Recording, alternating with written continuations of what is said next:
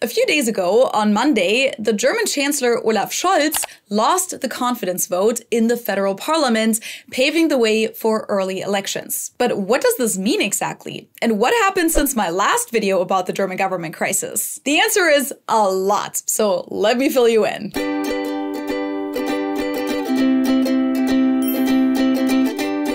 Hello, servus, and welcome back to my YouTube channel. My name is Feli. I'm originally from Munich, Germany, but I've been living here in Cincinnati, Ohio, on and off since 2016. About a month ago, I made this video for you guys, where I explained to you why the German government coalition collapsed right after the US elections. We talked about how coalitions even work, what the different political parties stand for, and what all of this means for Germany moving forward. If you haven't seen that video, I would recommend watching that first to make sure we're all on the same page, but a lot has happened since then. There were secret conspiracy plans that came to light, suggesting that the government was boycotted on purpose. Former Chancellor Angela Merkel published her memoirs and shared her thoughts about the situation. The chancellor candidates have been nominated, and so on. But first, here's a quick recap. So in early November, literally the day after the US election, the German government collapsed. Now, to American ears, this might sound a little more dramatic and apocalyptic than it actually is, because it's not like the whole political system in Germany fell apart. The country and the government are still up and running, but what did happen is that the government coalition that consisted of 3 political parties split up. Since 2021, the government had consisted of the Social Democratic Party SPD, which is the party that Chancellor Olaf Scholz belongs to, the Green Party, and the FDP, the Free Democrats, who are a liberal/libertarian party. Not liberal in the American sense of left-leaning, but they're actually more on the conservative side and support free market economy and minimal government interference. These types of government coalitions, where 2 or more political parties team up to govern together, are pretty common in parliamentary systems with proportional representation, like the system we have in Germany. In fact, Germany has never had a government consisting of just one single party. However, this particular combination of SPD, FDP, and the Green Party, colloquially also referred to as the traffic light coalition,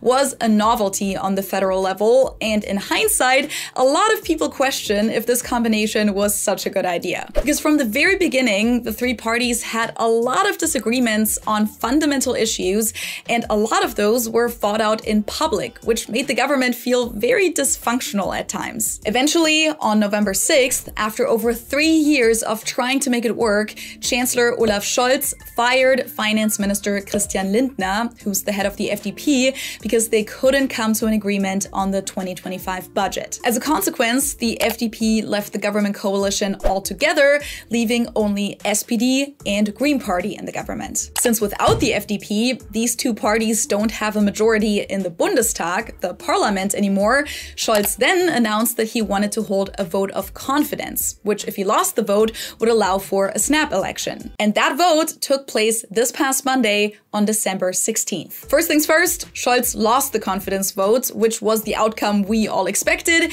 and this was also what Scholz was going for himself. I did explain this last time, but the vote of confidence, or in German Vertrauensfrage, is a process that a chancellor can use whenever they're not sure if their government is still supported by the parliament. Chancellors usually do this either to stabilize the political situation and create a new sense of legitimacy, or to initiate a snap election, like in this case. Since without the FDP on board, Scholz's government doesn't have an absolute majority in parliament anymore, SPD and Green Party only currently have about 44% of the seats, it will be pretty hard for Scholz's government to pass any laws. So it's in his interest to have early parliament elections, and with that, also a new government. The next scheduled elections would have taken place in September of 2025, and technically it's not illegal for a government to stay in office without an absolute majority. They could have done that. It's called a minority government, but it's just not very practical and not what the current government wants. By the way, I always look up big news stories like these on ground news because it's the best way to get the full picture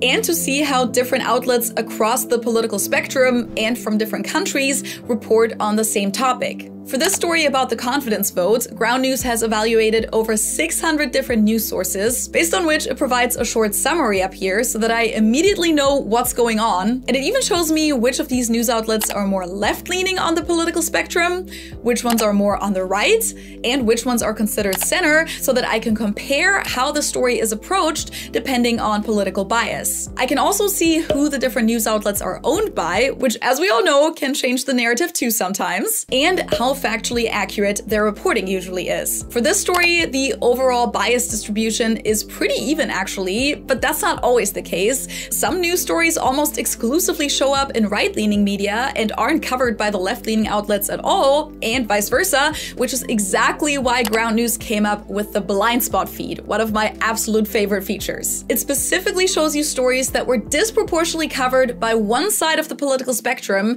and may have been a total blind spot for the other side. So Ground News really helps to break out of these echo chambers we're all caught in due to algorithms and just personal preferences. Most of us eventually end up consuming only the media perspectives that already align with our pre-existing beliefs, and we don't even know how these topics are discussed on the other side. As a result, it becomes more and more difficult to find some common ground with one another and actually have constructive conversations. Ground News is an amazing way to solve this issue, so for me, it's truly the best way to get my news, whether it's with the app on my phone or on my computer. I also have the browser extension so that I can see this little overview even when I'm reading an article on an external website. If you just scan my QR code right here or go to ground.news/Feli, you'll get 50% off the unlimited access plan, which is the one I have, or you can even give this to someone as a present. This is their biggest discount of the year, so don't miss out. And if you use my link, you'll also support my channel at the same time, so it's a win-win situation. Let's hold the media accountable together and make sure we always get the full picture.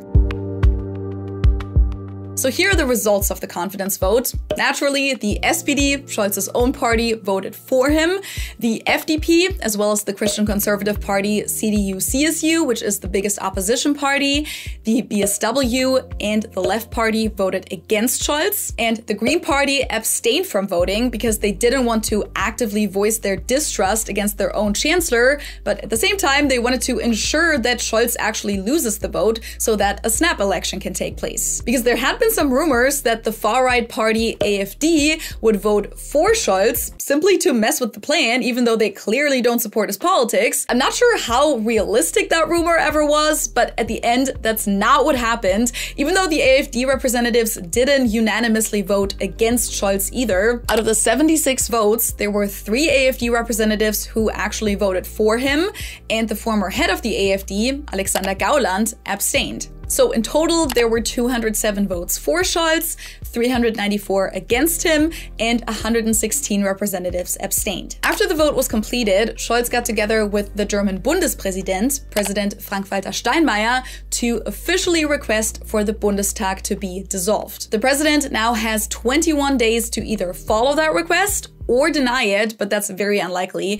And then he can call a snap election that has to take place within 60 days after the Bundestag is dissolved. Since all of this was to be expected, the political parties already agreed on a date for the election weeks ago. So unless something completely unexpected happens, Steinmeier will most likely announce the election for February 23rd, 2025, which means that in order to observe all of the deadlines, he has to wait at least until Christmas to officially dissolve the Bundestag. For now, Chancellor Olaf Scholz and the rest of the government are still in office as a minority government, and they'll actually stay in office for a few more months, all the way until the new Bundestag has elected a new chancellor. Now, before the vote of confidence actually took place on Monday, everyone had some time to give speeches, and let's just say it got pretty heated, but I'll tell you about that at the end of the video. First, we need to talk about the big FDP scandal. So in the last video, I told you about how the whole government collapse went down exactly, but turns out there were a lot of things that took place behind the scenes that we the public didn't know about yet. And technically, we were never supposed to find out, but we did, and it added even more fuel to the fire. Because a little over a week after the government collapsed on November 6th, the German newspapers Die Zeit and Süddeutsche Zeitung reported about insider information suggesting that the FDP had meticulously planned how they would leave the government coalition without taking the blame. According to the informants, this all started about 2 months prior, on September 29th, when the FDP held a secret meeting in Potsdam that was attended by the 4 federal ministers from the FDP, Christian Lindner, Volker Wissing, Bettina Stark-Watzinger, and Marco Buschmann, as well as a few other FDP members in leadership positions. The goal of the meeting was to discuss the future of the party and how they could raise the chances of being re-elected into the new parliament, despite the bad reputation of the traffic light coalition. In Germany, parties generally have to reach at least 5% of the total votes to enter the parliament, and at the time, the FDP was polling at only 4%. At this meeting, they went over different potential scenarios, one of which suggested that the party could provoke the SPD and Green Party to a point where the chancellor ends up kicking them out. This was referred to as Operation D-Day. Yes, just like the D-Day in 1944 when the Allied powers landed in Normandy. Over the course of the next few weeks, that same group got together for several follow-up meetings, during which they discussed the details of the plan. They prepared a proposal for an economy concept that the other 2 parties definitely wouldn't be able to agree to, which was then supposed to give the FDP a valid reason to leave. Additionally, it was part of the plan to block any potential bills by the other 2 parties in order to further provoke them. Even in regards to the budget, which if you remember was the final straw at the end, the 3 parties had already come to an agreement weeks ago and were technically just waiting to get in a few more numbers, but then the FDP backpedaled and opened up the budget topic all over again. The group also prepared a paper outlining why it was impossible to achieve a true economic turnaround with the 2 coalition partners, arguing that green and social policies would have a negative impact on the future of the German economy. This paper was referred to as Torpedo, and the plan was to leak it to the press at some point. During their meetings, the group looked at PowerPoint presentations with detailed timelines for the government collapse, concrete wordings that could be used to explain their steps to the public, and they allegedly talked about how Christian Lindner would have to be a really good actor. One person who wasn't so convinced of this plan was Transport Minister Volker Wissing, but nobody really seemed to listen to the doubts he voiced. On October 31st, about 1.5 weeks before the planned government collapse, Christian Lindner actually got asked in a TV interview if he was trying to get kicked out by Olaf Scholz, to which he responded, Ich stehe für solche spielerischen Sachen ungern zur Verfügung, weil ich auch selber keine Freude daran habe. Wir sind in einer ernsten Situation in unserem Land und ich finde, dass es auch eine Aufgabe für den politischen Journalismus ist, die Ernsthaftigkeit durch Debatten zu begleiten, die argumentativ sind und nicht mit oberflächlichen Gerüchten. The next day, on November 1st, the newspaper FAZ published an article on their website written by FDP Minister Volker Wissing, in which he specifically states that leaving the coalition would be a mistake. On the same day, the Torpedo paper suddenly got published, even though it wasn't supposed to become public just yet, but regardless, it fulfilled its purpose and caused a lot of buzz and frustration among the SPD and Green Party. No wonder, since it attacks some of the most fundamental values and policies of the 2 parties, and pretty much sounds like it was written by the opposition and not by their own coalition partner. 2 days later, Olaf Scholz invited Christian Lindner over for dinner to talk about the paper and about the rumors that have been going around about the FDP planning a government collapse. Lindner supposedly said that the coalition will have to end if they can't agree on their policies. After that dinner, Lindner apparently didn't believe anymore that Scholz would actually kick him out, so they prepared for Plan B instead. The FDP would step down from the government on Friday when Scholz was gonna be in Budapest and have Lindner resign as party leader just to then re-elect him a few weeks later and have him lead the party through the next campaign. The details of this are kind of complicated, but just know that every last detail was taken into account here. But apparently, Scholz had different plans and tried to gain the upper hand in all of this. So he actually had 3 different speeches drafted that week. One for the case they end up coming to an agreement after all,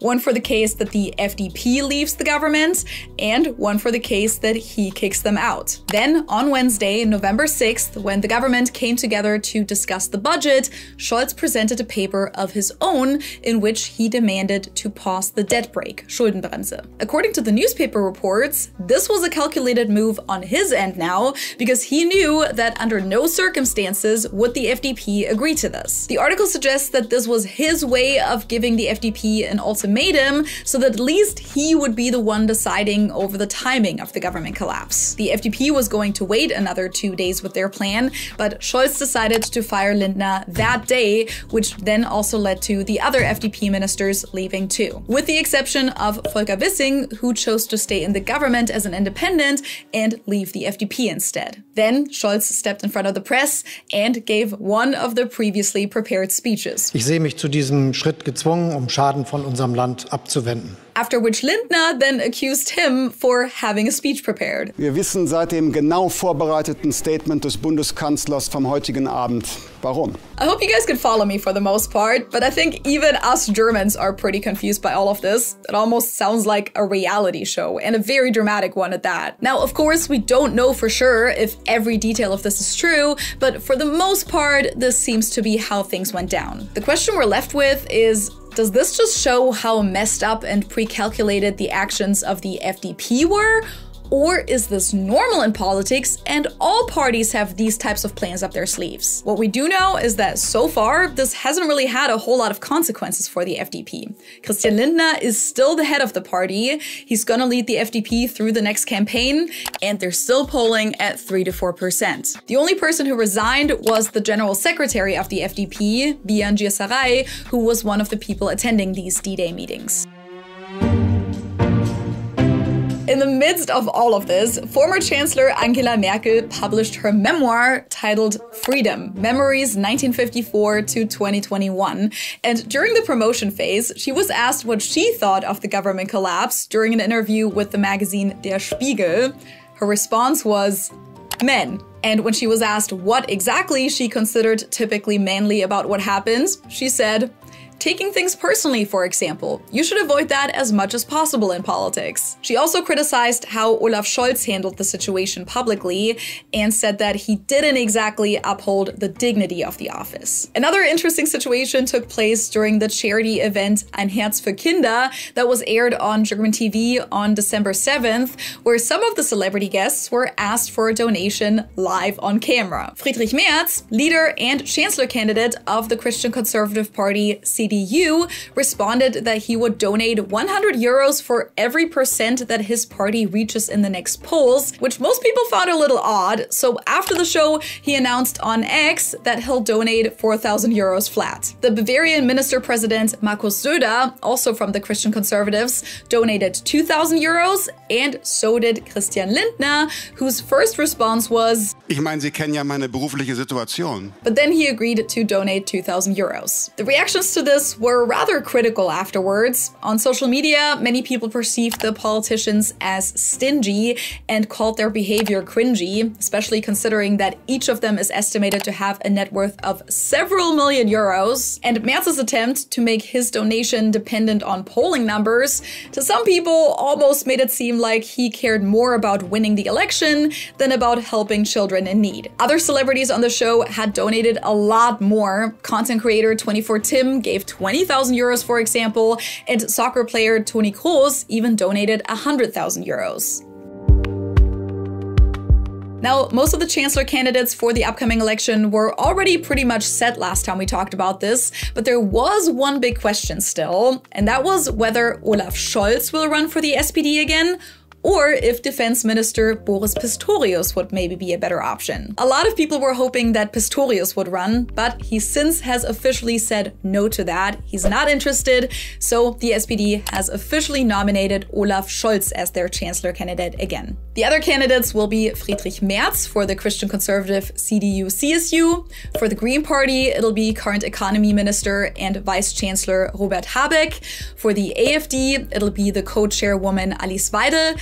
And for the BSW, it'll be Sarah Wagenknecht. Even though it's very unlikely that the next chancellor will come from the Green Party, the AfD, or the BSW. The three most important topics for this election will be the economy, immigration, and the wars in Ukraine and Gaza, so pretty similar to the topics that voters cared about here in the US in November. On Tuesday, the political parties officially introduced their election programs, and we can definitely see a pretty clear separation between the different political camps. So compared to previous elections, it looks like there won't be a whole lot of room for compromise this time. If you guys want me to, I could do a video where I break down the campaign programs of the different parties a little more in detail. It's just a little too much for this video, but if you're interested in that, let me know in the comments below. By the way, in Germany, the official campaigning stage with all of the signs and posters and TV debates usually doesn't start until 6 weeks before election day, a little different than it is here in the US.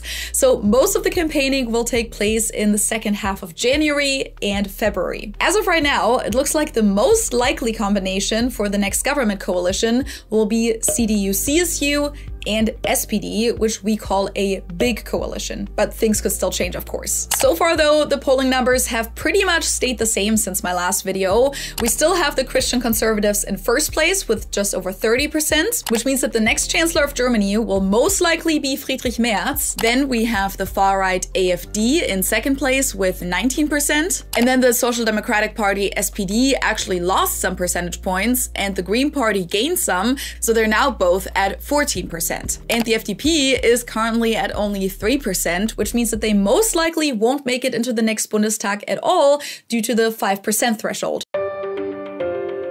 Now, what happens to all of the bills that the previous government was working on? Will anything still get passed? Well, it depends. For the most part, the answer is no, because now that the government coalition doesn't have a majority in parliament anymore, they would need some of the opposition parties to agree to their bills too, and especially right before an election, most parties aren't willing to do that. The biggest question is probably the 2025 budget, the topic that triggered the government collapse to begin with, and it actually doesn't look like the budget bill will get passed anytime soon because the parties simply can't agree on this. But how is the country even supposed to operate without any budgets for 2025? Well, the new finance minister, Jörg Kukies from the SPD, who replaced Lindner, sent out instructions to all the ministries the other day, saying that they'll be allowed to spend up to 45% of what the current government had intended for their budget. But he expects that the 2025 budget won't actually get passed until July, simply because after the election in mid-February, it could take up to a few months for a new government coalition to form, and then the budget bill has to pass both the Bundestag, the lower house of the parliament, and the Bundesrat, the upper house, before it's actually in effect. There are a few other bills, though, that the opposition parties are willing to collaborate on in order to get them passed before the election. A lot of them actually just passed this week, such as a bill to raise social benefits for families, such as the Kindergeld, and a bill to enshrine the rules for the Bundesverfassungsgericht, the German Supreme Court, in the Constitution. The idea behind this is to protect German democracy against potential attempts to undermine democratic institutions in the future. They also passed a bill that ensures that the Deutschland ticket will continue through 2025, which allows people to take public transportation throughout all of Germany for only 58 euros a month, and a bill to adjust tax brackets for inflation.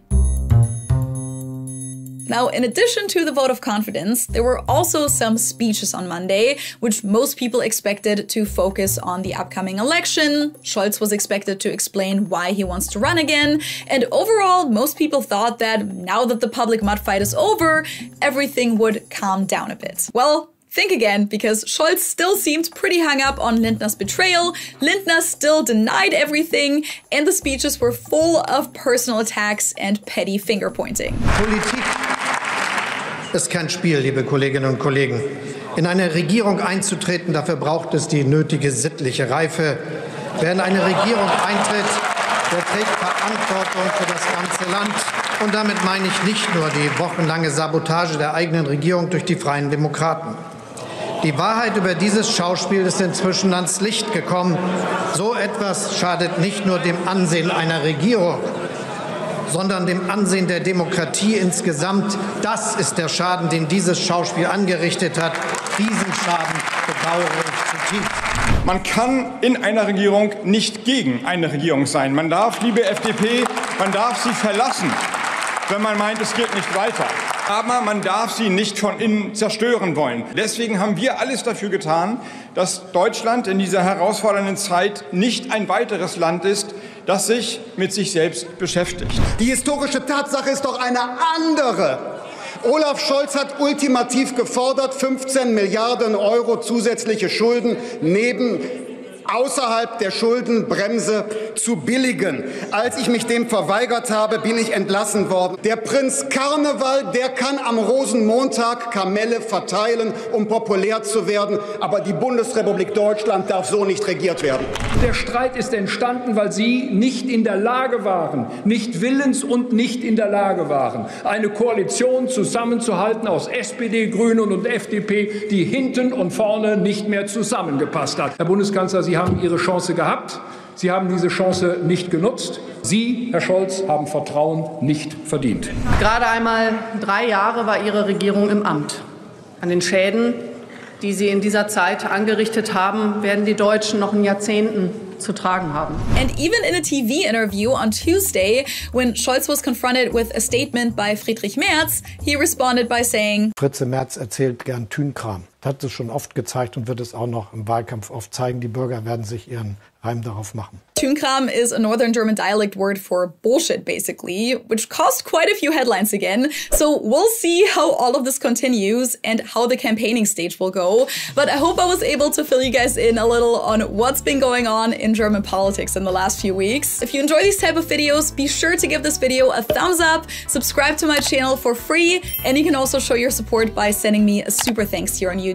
And let me know in the comments if you'd like another update on this topic before the election. Thank you guys so much for your support. You can also follow me on Instagram, TikTok, and Facebook, by the way. And with that, I hope I'll see you next time. Tschüss!